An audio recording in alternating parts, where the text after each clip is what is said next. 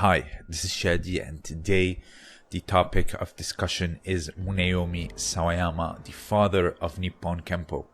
2 days ago, I did a video about Toshu Kakuto, which is the hand-to-hand combat system of the Japanese forces, and a lot of the comments were very positive. Thank you. I will get to them, but I had a crazy couple of days, so please be patient.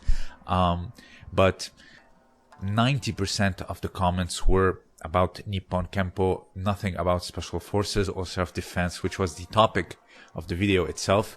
But the mere fact that I mentioned Nippon Kempo, it just stormed into the conversation and hijacked it easily. So before I do Judo versus Nippon Kempo, I would like to talk about the history of Kempo, the founding and the founding father. Here you see in front of you Muneomi Sawayama. So this is a man that constantly sought out something that works, pressure testing, and also really being liberated in terms of expression, not just being stuck in old notions and kata, but he wanted to look for something that really works. So he was a man ahead of his time. Now we talk about, this family is very much light years ahead because they do sparring in self-defense and not just kata, etc.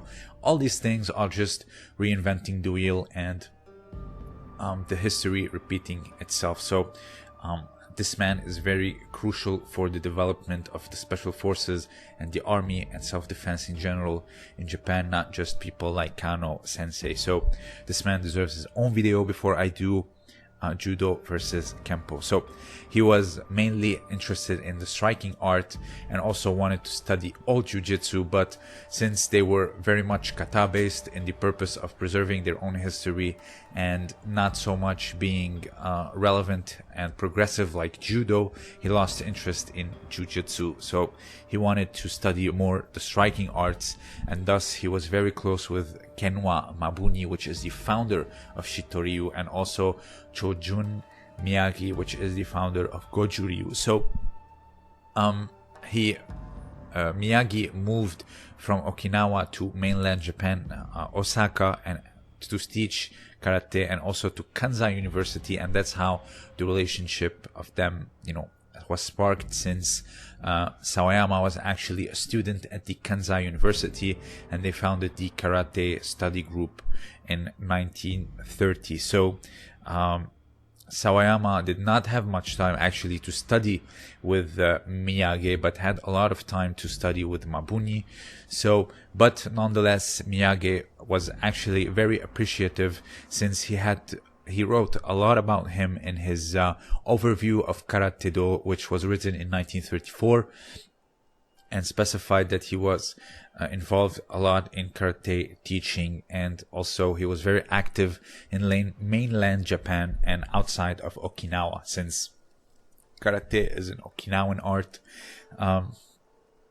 He began to learn karate, and there was a lot of kata, and that really threw him off, and he wanted to have a lot more pressure testing, and he gradually lost interest in karate, which essentially drove him, or that was the first thing that really, the first step in order to create something of his own, and the first step to create what is now called Nippon Kempo. So he began kumite lessons in the Tarumi Shrine in Osaka, and he could there freely meet his students and just spar, and that was the birthplace of Nippon Kempo. So in 1932, he graduated from Kansai University.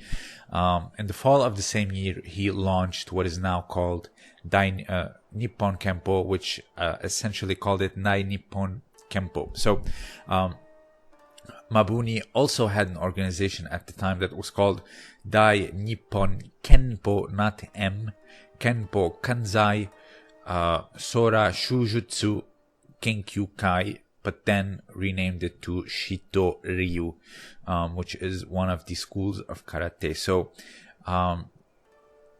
Sawayama is still considered a teacher of karate, leader, practicing in the karate gi, but he wanted to differentiate himself. He wanted to show something of more of a free discussion type of martial arts. So in 1934, he began practicing with the protective gear or the armor. Here you see, you normally see them wearing in Nippon Kempo. So he produced or founded his own Kempo association, and the Kansai University was the the center of it all, and advancing art in the Kempo Kanto regions. So that was all during the 1930s and 40s, and then it started to really spread throughout Japan. So a lot of people in the Kanto region and universities like Kokushikan, Meiji universities, and Chuo University, Osaka University of Commerce, Waseda, all of them would advise everyone to go and study in Kansai, and particularly Nippon Kempo. So due to its popularity and functionality, it was immediately incorporated into the training self-defense forces with Ryunsuke Mori, which is one of his students, and also people Judo, that was also added to the self-defense forces, and of course Tomiki Aikido that I mentioned last time. Tomiki was very much involved in self-defense, and also Judo, developing one of the most popular katas of Judo, which is the Goshin Jutsu no kata, based on self-defense and also disarming. So also Mori became a lecturer at the Japanese National Police Academy. I'm talking about Ryunsuke Mori, which is one of the best students of Sawayama. So here you see the fact that he wanted to search or create something that very much drifting away from kata and drilling, and more focused on sparring and functionality, and also being a progressive art, constantly adopting techniques from others like Judo, also the ground technique during the fight, that was also developed through the influence of rise of MMA in '93, not just the UFC but also Pride and many others. So that alone shows a lot about the art, that how progressive it can be. And also it started to reach overseas in the 1960s.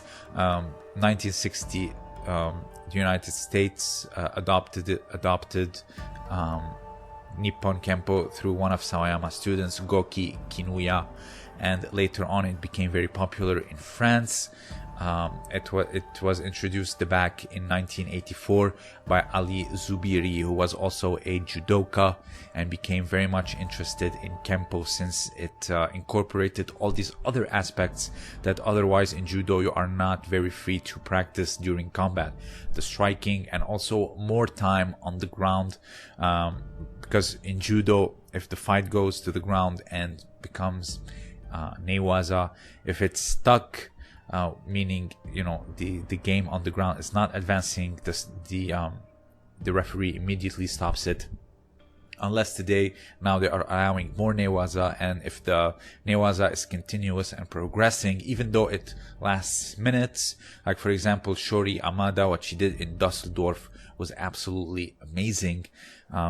The match, I believe, was 2.5 minutes, and it was all newaza because it was continuous, it was progressing, it was not a stuck position in newaza. So I'm glad that judo is allowing more newaza, but Nippon Kempo beat it to the punch in terms of really allowing more newaza, and taking from judo the old newaza in order to become as more complete and functional martial art as the founder wanted it, Katsu Sawayama. So now there's a lot more styles, which is the Bogu Renshu, which is the armor practiced, and also the Sora Ran, which is like semi-contact, barely shadow boxing. There's no armor. So there are a lot of styles that would develop, which is very normal. but the main style will remain the stuff you see with the armor, bogu, renshu, and also, you know, you see them wearing the armor, which is very important and crucial for my next video, which is Judo versus Kempo. I did a video called No Gi MMA versus Gi MMA and how it should be a thing. And people say, oh, you mean Kempo? Or you mean, you know, like Gi MMA, or because there's takedowns and also they're wearing Gi?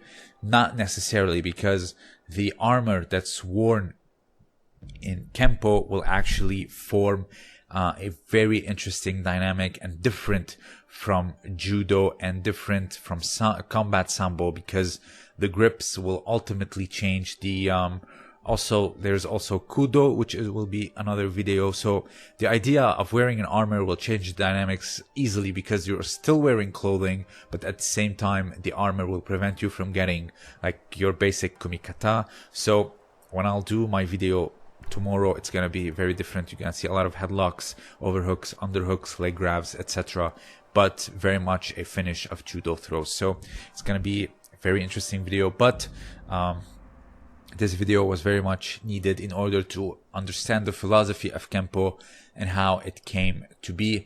The man was very much a progressive, very much like Kano Sensei, but when it comes to kata, I do disagree with Bruce Lee and people who are against kata, because I do believe there's a healthy mix of both.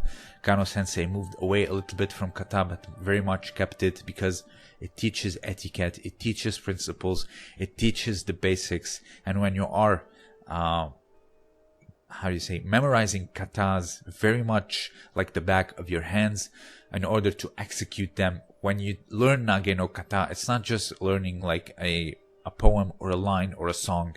You're actually learning a lot of principles that really help you in your game as well. So kata do play a big role in my opinion. So, but they should not be the entire game or the majority. So if you have anything else to add, let me know down below. Also, consider supporting me on Patreon. I have exclusive content for the patrons only. And also, don't forget to check out Josh Simon's shop for historical t-shirts and historical articles. I'll get back to your comments in the latest video. This was Shadi, and thank you for listening.